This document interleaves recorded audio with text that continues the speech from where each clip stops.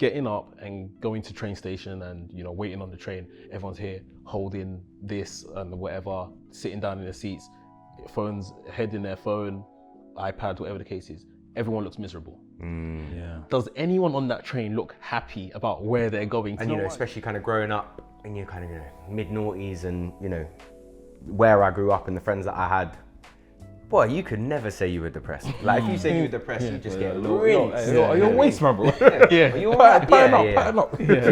Pattern up 100%. Yeah. And I think it would have, you would have got laughed out the room. Yeah. So actually, you know, now I'm older and I still am friends with a lot of the people that I was friends with when I was younger. Sometimes we'll actually chat about this and say, you know, back then, you know, them times there, was you going through something?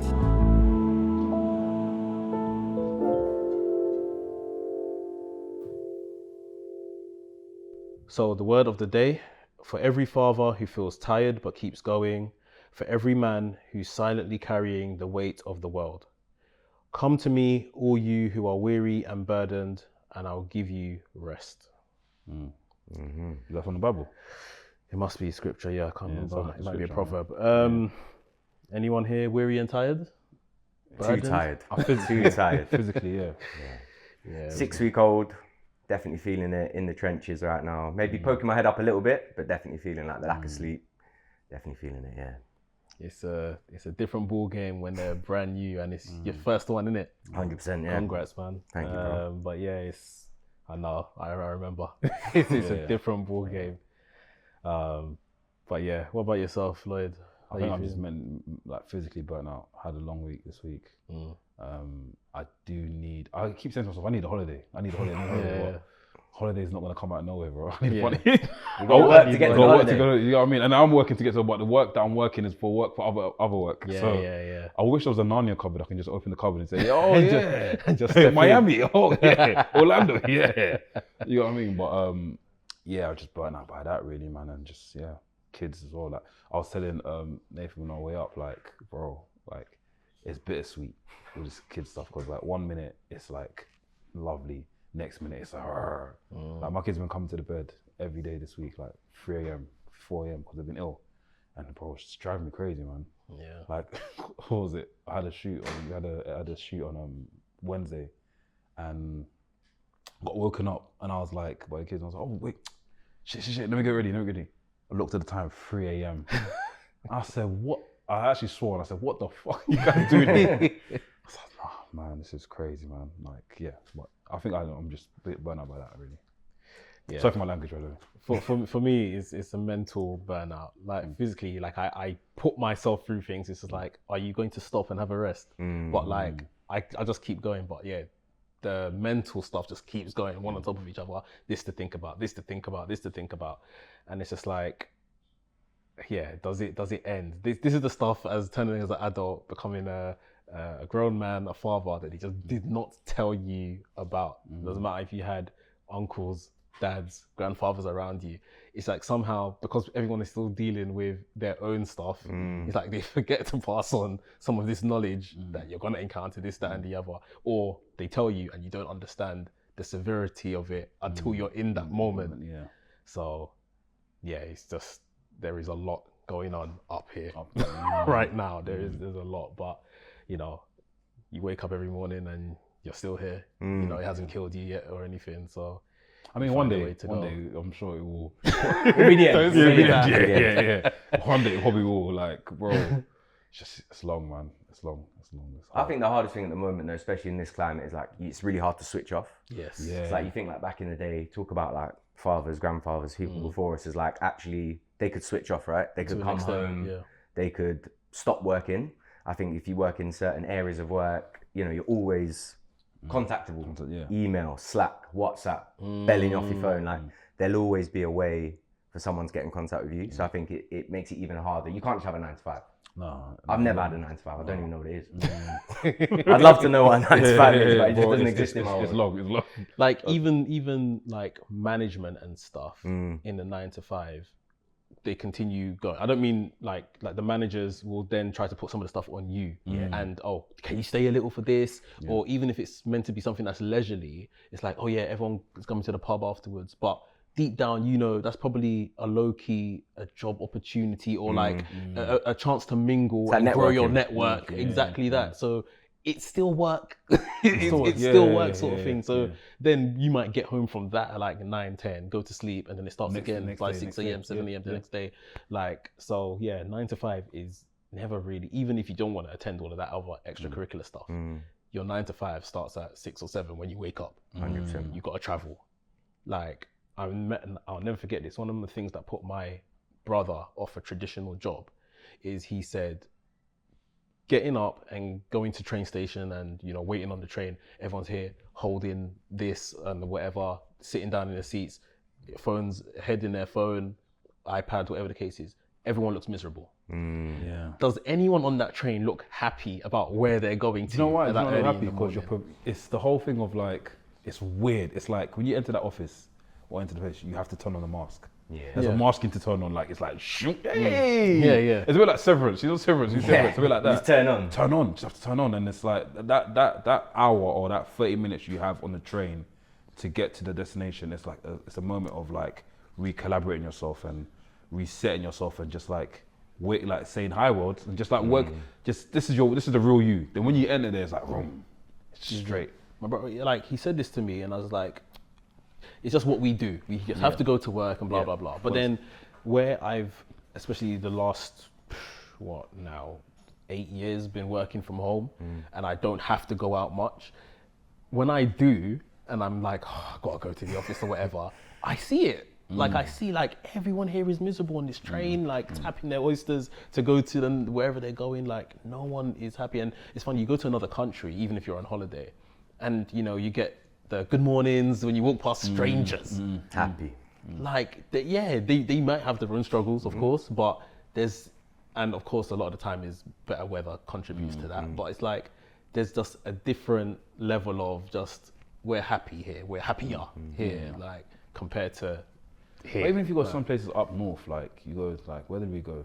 Yeah, up north has that culture as well. And everyone's like, hey, you're right, hey, nice to meet you. Yeah. Or like, they're just saying hello to you, just hello, like, it's nice. But London, everyone's just like, and I feel like you come across as a weirdo. If you're that one that's nice, they're like, what's wrong with that it's guy? a bit sus, this guy. Like, what was it? The other day, like, there was a woman on the street, it was me and Eddie was walking by, and I was like, hey, I love your top, where's your top from? And she was like, what? Like, what's up? And I was like, oh, can you show? She showed it to me, and I took a picture of the thing in it. And her friend came on, and was like, oh, what's going on? She goes, oh, apparently I'm just nice. I'm like, likes a dig. Yeah, like what the fuck? Like, I actually like your top. No, bro, I like your top. Why are you doing Not being weird. Yeah, like. To be fair, I think all of this though feeds into that mentality of like that hustle mentality, like that grinding. It's like even if you work a 9 to 5, that's not enough. You've then got to do more, the night shift, or you've got to do extra stuff, because actually if you just do the 9 to 5, you're not doing enough. It's like you're it's probably not deemed to be enough. And you know, you see it a lot, especially now on like social media, this kind of like hustle university kind of flex, where it's just like you know, don't sleep, just go, and it's actually like what that perpetuates is like people just feel like they're not enough, and they just have to keep going, and that's where you get that burnout, and you know, people are just miserable sitting on the train. I see a lot of TikToks of my 5 to 9 after my 9 to 5. And I'm like, wow, this is the thing now. Like, of course, people always say, yeah, maybe if you can pick up another little job and, you know, give yourself some more kind of disposable cash. But the fact is like a whole movement now. Like, I literally sat maybe 2 weeks ago on a hashtag just going through all of these 5 to 9s after 9. And I was like, a lot of people are doing this because the economy and stuff, this is maybe what it takes now to live a better life. Like, so that can't be good for your mental health for sure. Like, especially if it's, you know, maybe just another job and you're not working on something you're not actually passionate about. It's mad. Because there's even some guy I saw, he had, so it's crazy, he has 3 jobs. One job is a 9 to 5 normal office. Another job, he's actually a business owner, so he sells oud. The next job, he works in Tesco's at night. So I was like, when is the time to like what? Like you're gonna die before you enjoy this money. You'll fall flat before you enjoy this money. Like where is? It's sad, man. It's sad, but then again, it's like it's people like you say, hustle university. People trying to better themselves and stuff. But when does it stop? When does it stop? Because then you're now. I feel like it gets to the point where you're now worshipping money. Yeah. No, Chasing a dream. Chasing a dream, that's like far away. You see it? It's not. When I was saving to get married, I was working my 9 to 5, and then I was working a night shift job. I don't know how you did it. And the money, it was a contractor role, so it was paying like quite a lot of money. So like by the end of the day, after the 2 jobs, I'll be walking home with like say about 500 quid. Okay. Lit. And it's like I knew there was an expiry date on it because I was doing it to pay for my wedding sort of thing. Now, one, did I need to have an extravagant wedding that required 2 jobs? Probably not. Nah. Like, and I don't even think my wedding was overly extravagant, but of course, the minute you tell anyone you're getting married, the price goes up. So, yeah, and I would literally be then, after the night shift, driving to the morning job in Hertfordshire. So I'm driving the distance between, what was that, like Archway, kind of, to come into central London to Hertfordshire. Wow. Falling asleep at the wheel, like dozing off sort of thing, trying to catch a 1-hour nap at lunchtime or something like that. Not worth it. I could have died in any one of those journeys, like. But it's like, otherwise, I'm thinking, what else? If we want to get married and we want this, that, and the other at the wedding, like, what are my other options here, sort of thing? Pull a balaclava over my face and rob a bank. Yeah. That's what I mean. And it never has to be that serious. No, sometimes it has to get to that. You have to rob this world. Have you ever got to that point? You know what I mean? I was really close though. I'm joking. Oh shit. I'm joking. Yeah, so it's just about, of course, we need certain stuff and we want to achieve certain things, but putting our mental health and our well-being at detriment, it's crazy. Episode 6 of the Dadicated podcast. We have a guest in the place, obviously myself, Mekz. We've got Anarfi here. The boy Nathan has arrived.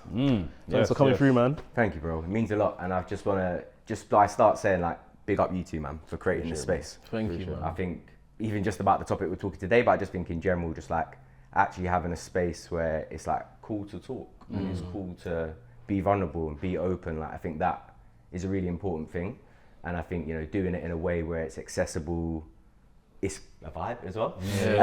I think it just means a lot. So yeah, man, big up you two, man. Appreciate you, man. I want to big up you though. You've taken the plunge and you actually started making content as well. Yeah, and it's great stuff, sick, man. Proper good, man. Yeah, do you know what? I don't even know like why I started doing it. I think I kind of got maybe like 2 months out of like my daughter being born, and I was like, cool, let's look at some self-help books. So I was getting like W.H. Smith's, like looking through the self-help books, and I was like, cool, it's a little bit clinical.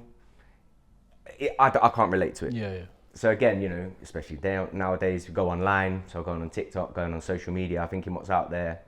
And I found like the biggest kind of group of content creators for dads were like geezers, like lads. And I was like, even that, I can't relate to. Yeah.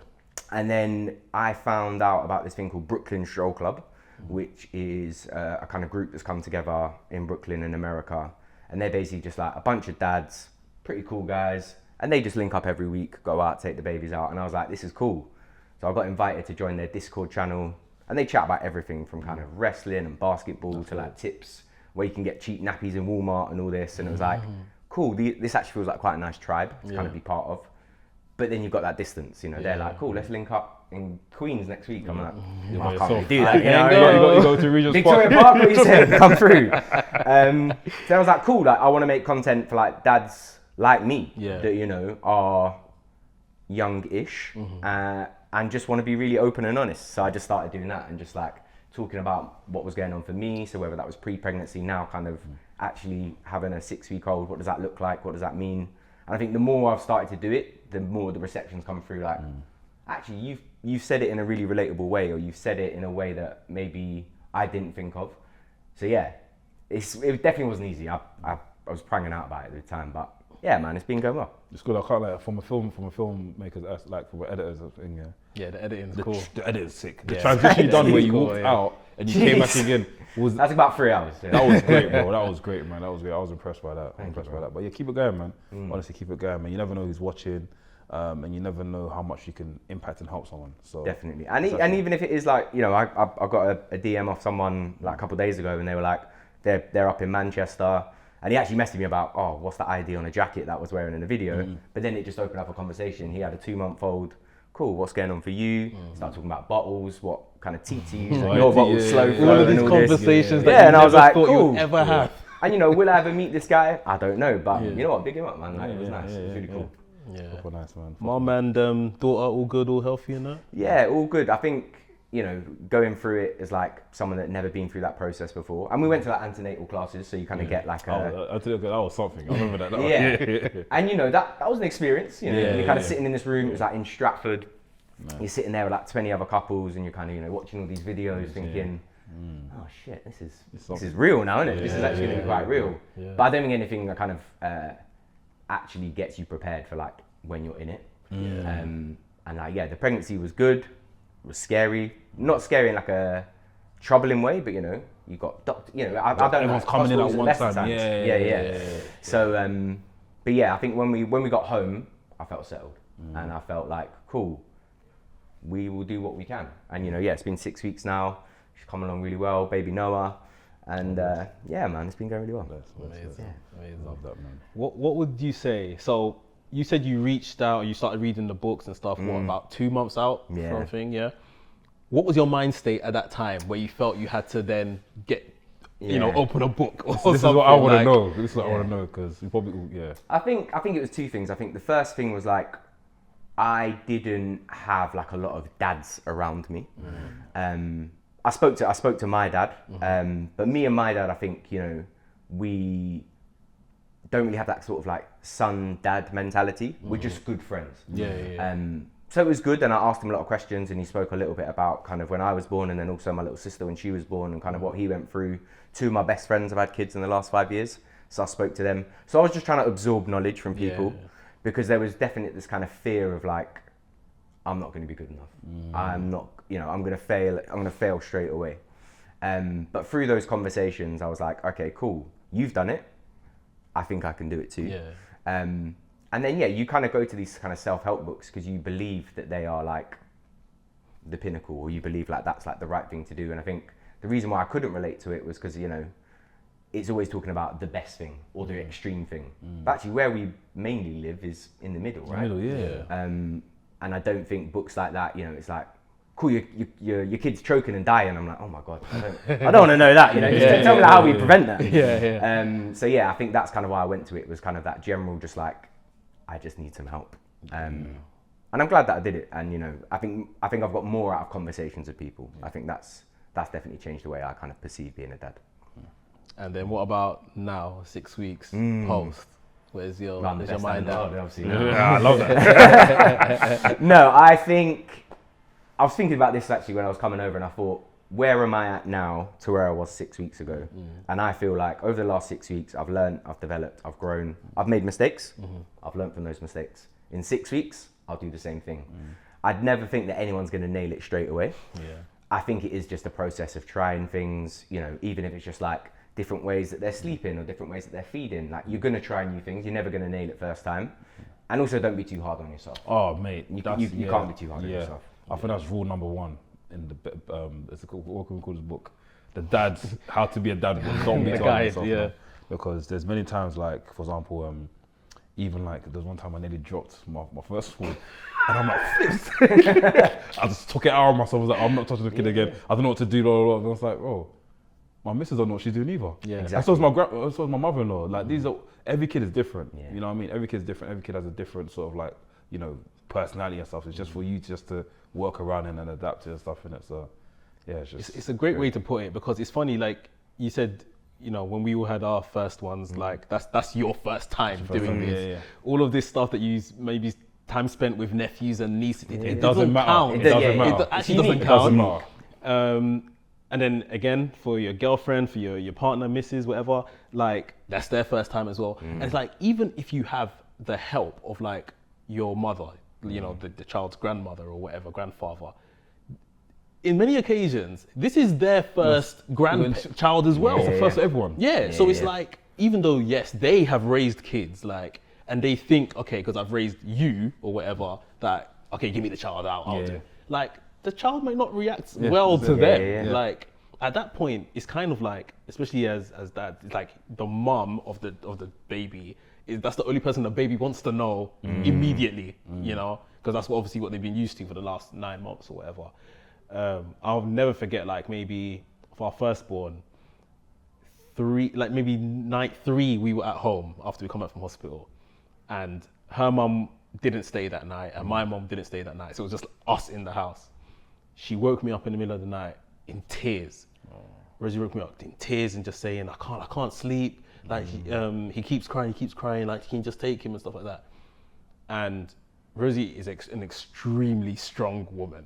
Like, I knew at that point, like this is rock bottom. For her to kind of wake me up and not even just try, like she needed sleep. Like, you know what I mean? So I remember I took him and he kept crying, and I was feeding him, and he would spit out the dummy and want the milk and spit it out. Like, he went through that whole process for like maybe 2 hours before he eventually settled. But I thought, man, her mental at that point must have been in the bin. And it's, I don't know, when you see like a loved one, especially with like, you know, some of the stuff, I know what you've said in the past, Lloyd, around the actual birth process. You just think what they've gone through. Yeah, exactly. It's just like, and then they're then given this child and they have to get on with it. The hospital kick you out a matter of hours later, and it's just like, all right, go off into the world and be a mum. Like, you got yeah, this is yours now. Yeah, it's yours now, bounce. Yeah. It's crazy. Like, but it's like I was saying, I feel like everything around parenthood is bittersweet. It's nice, but it's also like, flip's sake, what the, like, I feel like as you even get older, it's bittersweet as well. Like, obviously I hate to bring this topic in, but even just losing loved ones as well. You lose a loved one and you just have to get on with it. Just get on with it. The person's gone. He's no more. Like, it's crazy. It's crazy. So yeah, I had like for me, when it came to like the kids as well, and you probably even relate to this as well. But like when I first had my firstborn, we had I kind of not left it to my missus because I didn't know what I was doing, but I left it to her in it, and I saw how much it messed her up. Like, she also had breakdowns as well, and just like, I remember one day we clashed, and I was like, what are we clashing for? Like, come home from work, and she was like to me, you need to give me money. I said, what? I said, where the hell is this personality come from? Where's this attitude come from? You need to put money in my account every month. I said, for what? She was for the baby, for our baby, innit? For a little one. I was like, wait, you don't approach me like that. This is not you. Why are you speaking this? I said to her, I was like, who told you to say this?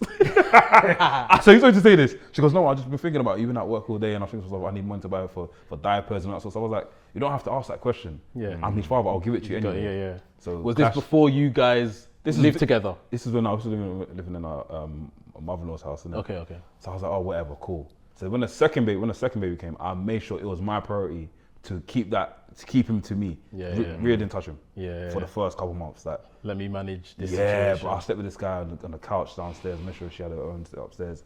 Slept on the couch downstairs, watching wrestling, late night AEW. I was watching it, and he was up with me. Before you know it, he will sleep inside and stuff. But yeah, it was just making sure that she had her own space, and for the second time, when I had my own space, and just like, you know, keep her there. And I did put the money in the account every month. just to, you know. Just so you guys know. Just so you guys know. Like, you're not calling me a brokey or something like that. But I made sure I got things right second time. So, yeah, man. It's difficult, man. Did you guys have support over this last 6 weeks? You got support? Yeah, definitely. You know, people obviously wanted to come and visit, and, you know, I think I think sometimes the hardest part is managing. Everyone wants to put in their 2 cents. Everyone's got their own opinion, right? You know, everyone's either raised a kid or has read a book or something like that, and, you know, everyone's going to come with their 2 cents. And I think it's all just about the way that they approach it. Not saying like, do this, like, you're doing this wrong, do this. More just like, have you thought about this? Or can I put something else on the table? And I think when those kind of moments have happened, it's like, cool, I might take that on board. I might not take it on board. But I think it's just about, that support has definitely been there, but also kind of managing that where it's like, actually, you like, trust us. We're going through this, we're learning it. And just goes back to your point before, like when you said about the kind of like, you know, that relationship that you have, especially whether it's like, you know, if it's just with mum or just with dad. I think sometimes that can be a really hard balance because, as you mentioned, you know, for the first 9 months when they've been inside them, that's all they've ever known. And I think you're then this kind of sometimes quite scary person, like in their face, like, hello, how you doing? Actually, you need to build that relationship from the ground up, whereas they've had 9 months like pre-work. So I'm definitely trying to do that, is like actually put my side across, build that relationship, but at the same time not try and overtake the relationship that she has with mum. Yeah, this is it. It's like you don't want to be forgotten, but it's like showing, like right now, even with my son who's 6 years old now, he's just like I go to do something with him or something, and he's just like, oh, but I want mummy to do it with me or whatever. Brother, do I smell? Like, what's wrong with me? Can't I help you? You see what I mean? Like, so like, I'm here. I know I cannot replace your mother. Neither am I trying to do that. But I can be a hand with you, And I think, especially as, you know, as kids, we know we're all attached to our mums and stuff like that. But it's like trying to show him and stuff like that, that I'm here, I'm capable, I can support as well, sort of thing. Whereas obviously right now, my daughter is probably shows more reliance on me, sort of thing, exactly. And maybe she's gonna be a daddy's girl, and maybe subconsciously I'm. You sort of feed into that narrative, right? Yeah. So it's interesting, but have you ever felt, and maybe it's too early for yourself, or maybe, I don't want to use the word jealous, but like, it's just like, like, I don't know, maybe the word is jealous. The word is jealous, because I know what you're talking about. I was jealous. I was jealous, bro. I was jealous, but yeah, go on. Yeah, like, I don't know, like, I want him to have that bond for his mother. I want him to be like, yes, when I grow up and I'm able to, I know I have to protect her and this, that, and the other. I'm the heir to the throne or whatever, you know? But at the same time, it's like, as fathers, it's like you're almost, what's the word? It's like second wheel sort of thing. Like, they'll always see your mother. And I think it's just something that, you know, our dads have probably had to deal with as well. So it's like, circle of life sort of thing. I can't complain about it, neither will I ever, but it's just one of those things, like, you'll never be number one, never be the top one, acknowledge. You don't be acknowledged, But you gotta crack on, man. You got that yet? No, but I think one of the things that and I've definitely not felt it in the probably same ways that you boys have felt it, but I think one of the things that I'm slowly starting to realize is that we have a role. We may not know it yet, but there will come a time where they will just need you. Or they will just need you. Mum won't be in the equation. They'll come to you for whether it be advice or something practical or something like that. Money, you know what I mean? It may be that. So I think it's just about, again, it goes back to that thing of like not being too hard on yourself. Not feeling like you are like a spare part, or actually, what am I doing here? It's actually, your time will come. Maybe it might take a little while, but I think that the time will come where it's like, actually, Dad, I need you. I think that will be it. In that sense, that came for me like as I kind of left uni, which from my dad's point of view, my dad's probably thinking I've been waiting the best part of 22 years for this. I'm waiting for 22 years for you to ask me for something. But like, and I've said it before, I think our relationship just became a lot better because it's like, I've went to school, I've went to uni, I've got married. Like, all the things that I imagine he would have wanted for me, I've done now. So it's like, he's chilled and we have more open conversations. And like you mentioned with your dad, it's definitely more of a friendship thing now. So that, when I ask him for stuff or like businesses or ventures or anything to do or help with what I'm doing in regards to business adventures, he's there and he like, especially because he's retired, oh yeah, I can do that for you. Like, just call me, you don't have to run around or, you know, just let me know, sort of thing. And I guess, like you say, they've probably been waiting for these moments where they can offer more, sort of thing. So, no, it's good. But like you said, it's trying not to take it personally. 100%. At home, I play it up with my son that I'm taking it personally, like that. But I'm not. But it is funny just how you're just attached. And like I say, we would have been us as well, you know, once upon a time. But yeah, man. What about things around noticing when you're burnt out and your mental health is going? Is there any like your own personal, you guys, telltale signs when you know I'm getting to this point where that battery is running low, like, and things aren't going right and I don't know how to deal with any upcoming situation? For me, it's more anger. When I get angry too fast. You start getting angry. You see yourself. yeah, I start to like flip out and stuff. And you see me, you used to see me before a podcast or something like that. I'm messaging myself, I'm done, bro. What the fuck is this, man? Like, I can't do this anymore. As long as I'm burnt out. Another thing as well. It's like my sugar levels drop. Yeah. Obviously, I'm diabetic, type 2. My sugar levels drop like constant all the time. That's when I'm like, yeah, I'm definitely burnt out. And yeah, just anger and that really it just annoys me, and just that's what makes me deep. I'm tired. I don't think of me. I'm a workaholic. I don't deep. I'm tired. I don't deep. I'm overworking until. Like, just keep going. Yeah, like there was a time, I came up on podcast and I edited the whole podcast. And I went to bed at 3 a.m. and I was like, 3 a.m. What? I've been up for nearly 24 hours, bro. Like, and I went to bed. I woke up next day, 7 a.m. I had 4 hours sleep. Woke up next day, dropped the kids to school, went to gym, came back, started again. So it's like I don't deep. I'm doing this stuff until I actually look at the time and stop and deep and be like, oh wait, the sun's about to come out again. So yeah, but I think when you become a father, it just happens.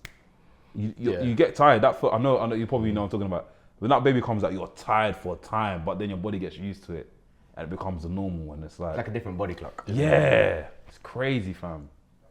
Man. Yeah, I think for me, when I start to get burnt out, I start to just go insular. I just like, even just the replying to like a WhatsApp or something, I can't do it. Yeah. Or you want to chat to me, I'd rather not. And I would just become more and more insular. And I think the biggest part is about just checking in with yourself and like realizing when you do it. Because sometimes there will just be times where it'd be like, even though I'd still be going work, I'd still be going through the routine of it all. Yeah. I could just see myself. It obviously is just like on autopilot. You just sort of Like just going doing through the it, motions. just going through the motions, but you're not enjoying it. You're not actually engaging in anything. You're just going through the motions. And then it's those moments where you just stop and you think, wow, where have those last 2 days gone? Or like, where's that last week gone? And that just, for me, that's when I'm like, okay, cool. I've gone too far. Yeah. I've spanned the wheel a little bit too much, and now the wheels have come off. Like, it is, yeah, it's tough. It can be. Yeah. I try to drop everything when I'm feeling like that sort of thing. But then my issue is I don't like letting people down. So where I know that's the answer, take a step back, slow it down, just do what is important, which is, time with your family and whatever.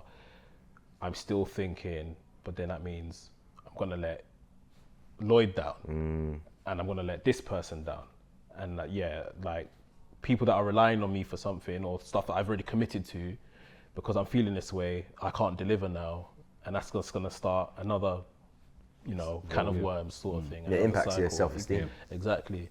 So it's toxic in a sense where I'm just like to myself, well, I just got to keep going.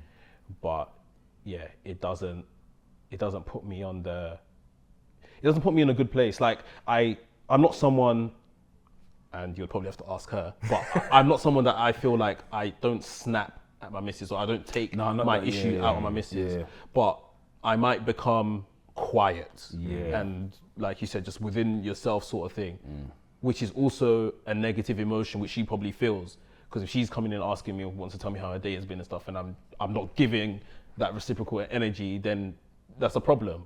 I'm not shouting at her, but I'm not there. Yeah, it can be just as bad, right? Because you're not engaging. You're like you're just not present. Yeah, that's exactly it. Like, so yeah, it's kind of taking that step back and trying to go about the best way. What do you guys, in terms of the flip side, what is the mechanisms that you use to, fix when you're there? That's a great question. I'd take a break. Take a break, watch a series, and I treat myself, because I feel like when you're burnt out, it's because you haven't actually treated yourself. That's how I see it as this. When you've overworked and you're burnt out, like go and get a haircut, go Westfield, buy yourself a doner kebab. You know me, I love doner kebab. I love a kebab. Mekz and Anarfi, I love a kebab. So just treat yourself and just chill, because like the whole point of life is, I just see it as this: the more you work, the more you should reward yourself. Yeah. That's how I treat myself. That's how I treat it. Whether it's you just buying, like for example, I went on holiday the other day. I went on holiday. I was like, I've worked hard this week. I've done 2 shoots back to back. I've done better edits. I've done this. I've done that. Let me go holiday. Let me go buy myself a t-shirt. It's simple. It's simple as that. Yeah. Even if you want to go back to sweets, it's treat yourself, bro. That's my ethos. So I kind of stop, chill, treat myself, then come back to it again.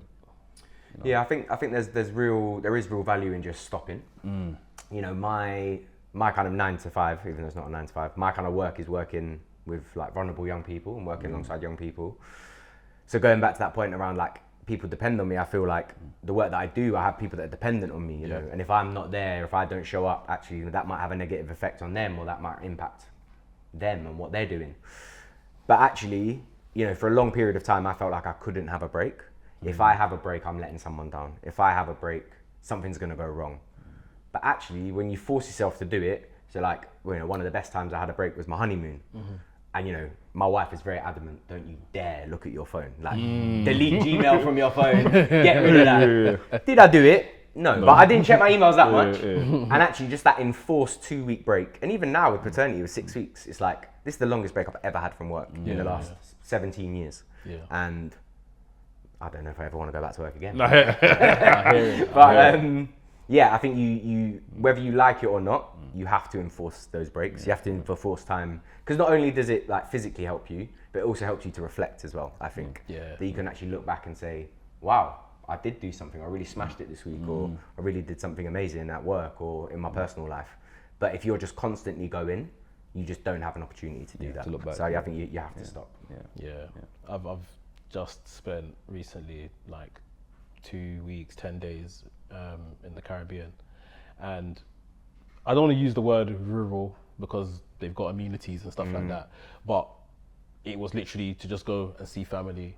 And it's rural in the sense of I had my tablet with me, I was keeping up with my wrestling and watching watching football and stuff like that, but that's like all I was doing in terms of connecting to the wider world, innit? Like, then after that, once I'd done that, I was spending time with the family, and it felt nice to, okay, I don't have to go and edit this. I don't have to go and, you know, start cutting up this or whatever the case is. So, yeah, I think more holidays like that are necessary. Like, obviously, in the last few years, we've done a couple of WrestleManias, and as much as our wives probably think we're there having the time of our life, we're social. we're making content. Yeah, exactly. We're going out. We're going to stadiums early, speaking to people, you know, outside stadiums, going home, doing edits, planning the next stuff, recording podcasts. Networking. We're working. Yes, we're having a great time, but I'm thinking about when we go home. There was a time where I think we went to we done Ring of Honor, Wale Mania, and we done something else. I forgot what it was. And Bloodsport. Yeah. Bro, we went bed, at, what time was it? 4 a.m. Yeah. We had to wake up the next day to go to SoFi Arena, to stand outside SoFi Arena, interview people, and bro, by the time we got to like the main event, I was finished, bro. Then we have to do the next day. We have to go again the next day. So it's it's hard, man. And it didn't feel like a holiday. It felt like I had a good time, but we were working. We were working the entire time. So yeah, just on the point of like coping mechanisms, right? And obviously share what you want to share, whatever. Have either of you ever kind of turned to like any kind of drug, alcohol, anything like that as a coping mechanism for mental health? Because I would say at a time for myself, I didn't think I was going through anything particular, but again, because I was just on that hamster wheel, like, let's just have a drink. Let's just have a drink. That kind of culture kind of thing. And my bedroom said to me, you're drinking a lot, you know, recently. You're drinking a lot. Like, he's crazy. Yeah, and when it comes to alcohol, me and him are like this. I won't name him, but we can't be separated when it comes to alcohol. We're here trying to outdo each other. We could be the more drunk sort of thing.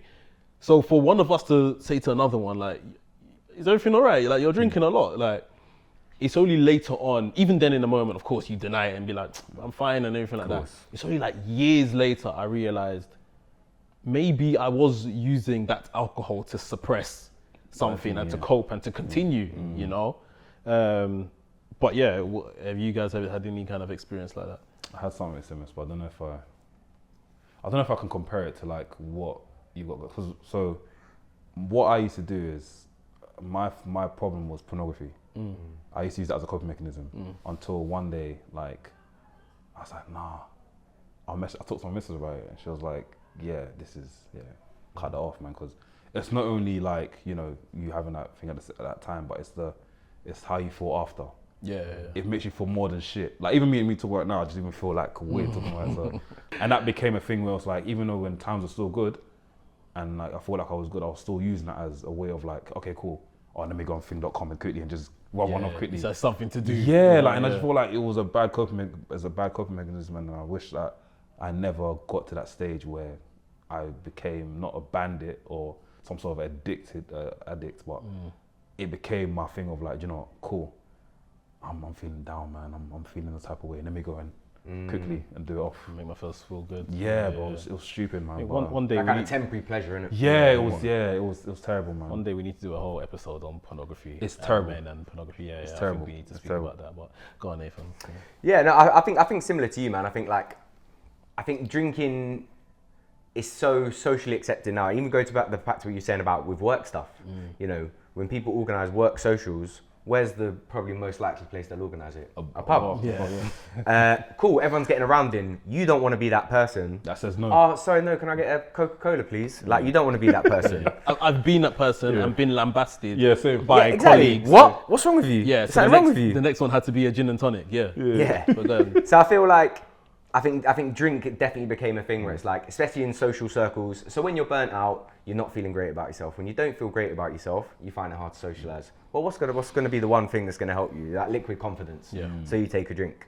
So I purposely, during the pregnancy, I purposely like didn't drink. Yeah.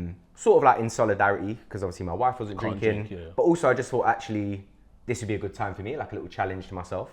And yeah, you started off by getting those. What's wrong with you? Like, are you good? Yeah, are you sure? Yeah. But actually, the more I kind of enforced it, I was like, no, cool, I'll have Cocoa, or I'll have a Lucky Saint, because at least then that kind of masks it a little bit. Actually, I didn't need the drink. I didn't need to drink as much. And you know, now the baby's come, I have started drinking again, but definitely a lot less.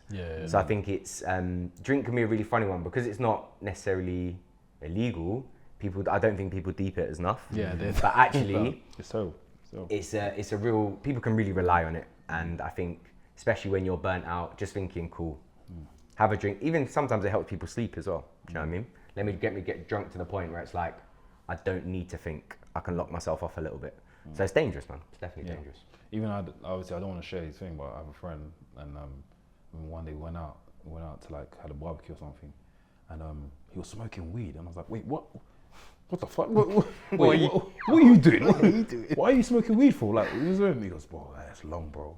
And it's not only one time, I saw him do it like again and again, and I just thought to myself, yeah, he's definitely going through it right now, man.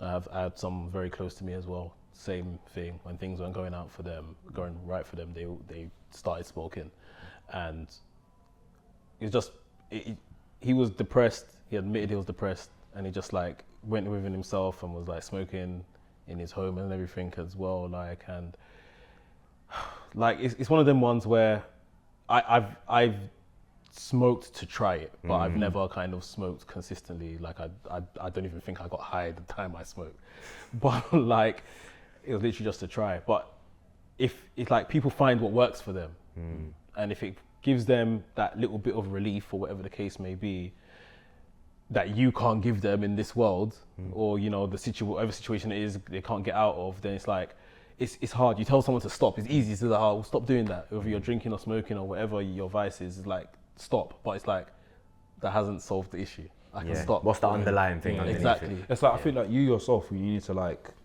basically it's like willpower and just like speaking to yourself. Like one thing I got over my sort of porn addiction was like I had to literally say to myself out loud in the house, no, Lloyd, you're not doing that. It's like I had Tourette's. It's like shame yourself. It's like I had Tourette's. Basically. Yeah, I had to say, no, Lloyd, you're not doing that. No, Lloyd, you're not doing that. I just feel like it's a scab. You keep scratching at that scab. It starts to bleed. It starts to bleed even more. Start scratching. And before you know it, your hand is in the scab, and you're infused. You're in there. Yeah. Do you get what I mean? So it's like you just have to like cut this stuff off and just try and like not look at the short term, but look at the long term. How is this gonna rot your brain? How is this gonna make you act towards people? How is this gonna make you feel like And obviously, I don't like. Not that I care about what people think, but I don't want people to like look at me and be like, "No, you're right. Well, you need to calm down, bro. You need to calm the hell down. Like, you're doing too much right now. Like, I hate that feeling. Yeah, it's scary because it can then it becomes your little secret. Yeah. No matter what it is, it becomes your own little secret. You're just doing it in the privacy of your home. Then it will start growing and being shown in other life. Like you go to your work dues and have a drink, and then have another drink and have another drink, and then it's like, okay, slow down. There's work tomorrow, sort of. And you keep going, and it becomes an addiction. Even though, you know, once upon a time it was just helping you to overcome X, whatever that was. So I think for me, and knowing what we know now, because in fact, this is a good question, because culturally, things like get on with it, be a man, and this, that, and the other, and depression in black people just, it just doesn't exist. Like, what's that sort of thing? Now that we're a lot more learned and, you know, pay attention to those things. With yourself, in younger years, even if you just, you know, it might be what is now just a nonsensical topic, but like, if you felt depressed and felt down, was that acknowledged by parents and stuff like that, or? Nah, definitely not. I think when I grew up, and, you know, especially kind of growing up in your kind of, you know, mid-noughties, and, you know, where I grew up and the friends that I had, boy, you could never say you were depressed. Like, if you say you were depressed, you just get rinsed. You're a waste man, bro. You're right. Pattern up. Pattern up 100%. And I think it would have, you would have got laughed out the room. So actually, you know, now I'm older and I still am friends with a lot of the people that I was friends with when I was younger. Sometimes we'll actually chat about this and say, you know, back then, you know, them times there, was you going through something? And now we're a lot more open to talk about it and kind of address it and kind of call it what it is. But I think back then, I think a lot of us were going through a lot of different things, and no one felt comfortable speaking to each other. I think whether that was that perception of I don't want to be weak in kind of other people's eyes, or actually I think there just wasn't a lot of general knowledge around it anyway. So I don't think people could label it, you know, you couldn't kind of put a word on it. So I think it's funny now working with young people who are really open with how they're feeling. You know, I've got like 13, 14-year-olds telling me I've got crippling anxiety. And the fact that they can recognize that, acknowledge it, that's wild. Which I think is a great thing for them, because, you know, I think by able to label something, you can deal with it and you can have those conversations a lot more freely. But yeah, it's funny, like in the past kind of 20 years, how much that shift is thing where it's not only become accepted, but there's a lot more support and knowledge around it. So yeah, I think growing up, definitely depression was rife, but I don't think people knew how to do it. Yeah. People call you crazy. Yeah. This guy's moving mad, you know. It's moving mad, bro. Moving skits, Moving skits, bro. So do you think we're just more learned now in regards to these things, or we've got softer as a generation? Both. But I don't mean soft in terms of disrespecting. I mean soft in terms of like there's more sympathy to it. Oh, okay. Like softer to the topic. Soft to the topic. Like if I had to just say soft like that, that's mad. That's cool. But everyone's a bit more like, for example, now you can go tell my mom, she's an African woman. She's, you know how Africans are towards this sort of stuff. You'll say, oh, mom, I'm feeling down, I'm feeling depressed. She'll be there to be like, oh, okay, it's okay, take it easy, blah, blah, blah. But back in the day, you'll probably be like, no, get on with it. Get on with it. Like, we look at the stuff that our parents went through back in the day, and look at what the parents are going through now. Bro, a parent could have come out and say they've got postpartum. They'll be like, what? Come on, the kid's got ego, like keep going. Like, get on with it. But now postpartum is a thing. Like a woman will come and say it, and it's like, okay, cool. I understand where you're coming from. You want to take some time off work? There's things in place for it. Yeah, man. It's nice. It's nice how the world has, like, you know, evolved and opened to a lot of stuff, because, you know, it is hard. It is very hard, and there's like, you know, it trickles down. It's a trickle down effect of this whole depression and that sort of stuff. Like, depression don't just come out of anywhere. It's trickled from something. So I'm happy that, you know, people can see that, and there's also help, like NHS and, you know, other therapists. Like, a lot of people do therapy, and I didn't know that was a thing. A lot of people do therapy. Therapy is a big thing, and I think actually I was chatting to someone yesterday, and they've just started accessing therapy. Black queer woman, and apparently they said that there's this website which essentially puts people in contact with kind of black and brown therapists, and that resource would never have existed 10, 15 years ago. But now that there's a dedicated resource to help people feel more comfortable and opening up and kind of who they can relate to and having those conversations with, even that just shows the advancement in, like, actually this needs to be addressed. We need to talk about it. It needs to be kind of handled more, definitely. I think there's a lot been said over the last few years, especially since the pandemic, about men's mental health and all of that kind of stuff. Obviously, a lot of people even felt, the pinch of the pandemic with losing jobs and stuff like that. So I think definitely more and more, men are getting access and getting help where they need it with these kind of things. It's been on my list, but I'll be honest, I'm not prioritizing it, but it's on my list to maybe just go to therapy to go. I'm not saying there's an issue now, but you might go and unlock something, just start having a conversation that gets you to think about something another way, or whatever the case may be. Because it's one of those ones where it's good to act before it becomes something.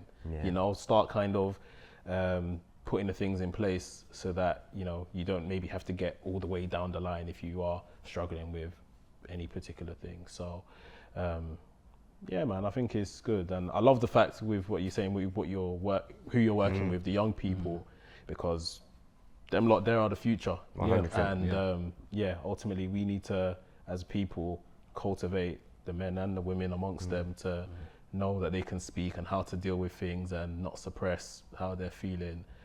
Like maybe some of us that were born in the 90s and earlier were basically kind of told to feel, It's interesting. A question for you two, like with young boys, how do you feel kind of them coming into this world and kind of, like I said, we've had the advancements over the past 20 years. How do you feel them coming into the world kind of, and you as their dads, kind of, how do you prepare them for that? I am shook. Number one. Number two, I'm also excited. So it's like I'm half and half. I'm more scared of the fact that I didn't want the kids to go through what I went through. Obviously, knowing the area that I've come from, knowing the things I've seen and that sort of stuff, and I couldn't come and tell my mum some of this sort of stuff. At the time, the first time I saw back then we call it a gat. First I saw a gat, I said, wait, what the? What is good? Like obviously I see it in cartoons and stuff, but when I actually saw someone bark it off, they're like, wait, what the hell? Like it's a whole different feeling, and I don't want my kids to go through that. Yeah. Like stuff like heartbreak and stuff like losing your phone in the street, not getting your phone snatched by these thieves, but losing your phone in the streets. That's something that's something we can fix, whatnot. But like going through losing a friend to knife crime and getting bullied in school, like that one I'm not looking forward to, man, because I don't feel like this is probably I don't feel like I'm over that sort of stuff in my secondary school. Yeah. I don't feel like the man that used to try with me all the time and the people the stuff I saw, the postcode stuff, like I'm not over that. I'm still got PTSD to this day. Still got it, still got trauma to this day. So how am I gonna help my kid that has got back to go with it? You're still getting triggered. Yeah. I remember when early days of me and my missus, and she'll come around me and my friends, and we'll be talking about stuff that's happened in our area or things that happened in school, and she'll just be like, you lot went to school amongst all of this sort of thing. And obviously she's from London and from her area in London, and she would have seen what she would have saw as well. But I guess from where I went to a boys' school, and that boys' school is just a different kind of jungle, different kind of jungle. So her hearing these stories, I mean, we've done our bit in terms of we've moved out of these areas, and we've given our kids so far what we think is pretty good, and we're still planning and thinking, right, what does their next few years of schooling look like, and this, that, and the other. But like you mentioned, there's some things that you cannot avoid. There's some things you cannot avoid, and it's I find myself even now with my son, if something, he's jumping around and he falls and slips and whatever, I'm biting my tongue to say, don't be a man, get up and stuff like that. I don't want to be using those kind of words. If he needs to cry, then cry it out and lay it out. But it's difficult because that's what I've known. I've known, get up or whatever the case is. It's literally, you hurt yourself, you crack on, and the only person you can really tell is your mum. You go to one corner and just, oh, mum, like this is wrong with me or whatever, and that's the one person you think she ain't gonna judge me, So, yeah, that's the struggle now, especially as he gets older. He's 6 now. As he gets older, and it's just kind of seeing how to navigate this is it's gonna be interesting. I think I'm even more worried with my daughter. Oh, bro. That. You guys that have daughters, honestly, I commend Because you even then, I just think, will she talk to me being a guy, a man? Will she talk to me at all? But we'll cross that bridge. That's something to look forward to. Yeah. Oh man. Nathan, it's been a pleasure having you on the podcast, man. I appreciate you so much, man. Where can people find you? Tell them about that awesome TikTok you have. Yeah, please, man. Get me up on TikTok, How to Be a Dad. Posting once a week at the moment, hopefully a little bit more. Follow the journey, tips, tricks, and everything in between. Instagram, Natz, Natz 1990. Baiting up my ear there, but there you go. I love that. Again, congratulations, man. Thank you, Congratulations. It's a big thing. I know you must have felt like a lot of joy. Did you get that picture walking out of the hospital? Yeah, dude. The date one, innit? Everyone had to do it. So when we were coming out of hospital, I thought, cool, what am I wearing now? You got the drip. Yeah. You had to think about it a little bit.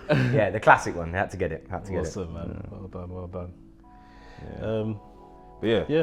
Guys, appreciate you guys subscribing and following us and sharing our videos, man. Honestly, it takes us a long way. Just continue to do it. Spotify comments, please. Last time we had some good Spotify comments. Yeah. Please keep dropping some more. There's been talk about merch. Someone said we should drop some Dadicated merch. What do you think about that? 100%. Let's get into it. Yeah, we'll get the phone calls in and we'll try and get some cool merch in. I'm thinking hats. I'm thinking bucket hats. I'm thinking what? Socks, wristbands, the whole works. So trust me, all that sort of stuff. So man, appreciate you guys and make sure you guys follow Nathan, man. He's great, man, and we'll catch you in the next one because we're dedicated and this is Dadicated.